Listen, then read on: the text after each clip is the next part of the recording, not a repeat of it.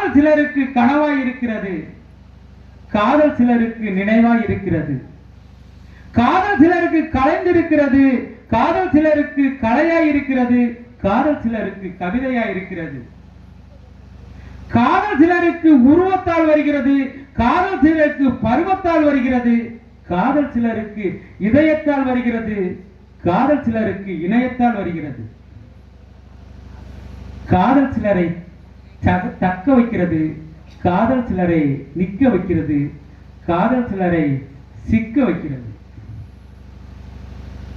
காதலை சிலர் சொல்ல தவிக்கிறார்கள், காதலை சிலர் சொல்லாமல் தவிக்கிறார்கள், காதலை சிலர் மறக்க தவிக்கிறார்கள்.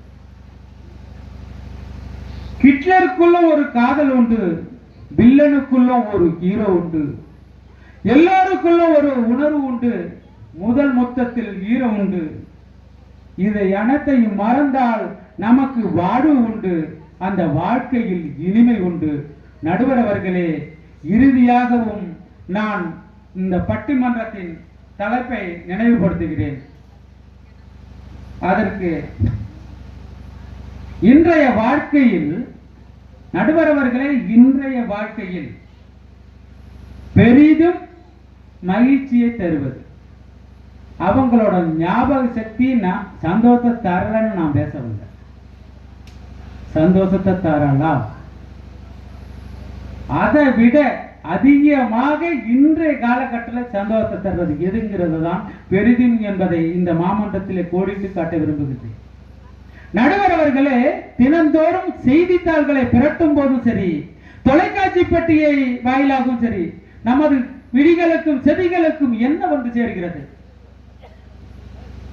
7 வயது சிறுமி பாலியல் பலாத்காரம், 75 வயது முதியவர் பாலியல் பலாத்காரம், கொலை, கொள்ளை, இது போன்ற தேவையற்ற நிகழ்வுகள் மட்டுமே இந்த காலகட்டத்தில் அதிகப்படியாக நம்மளை வந்து அடைகின்றதுதான் என்னோட வாதம்.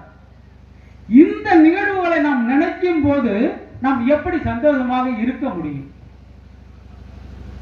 ஆகவே வாழ்க்கையில் இந்த காலகட்டத்தில் பெரிதும் மகிழ்ச்சியை தருவது ஞாபக மறதியே, ஞாபக மறதியே என்று தீர்ப்பளிக்க கேட்டு தந்த வாய்ப்பை நிறைவு செய்கின்றேன்.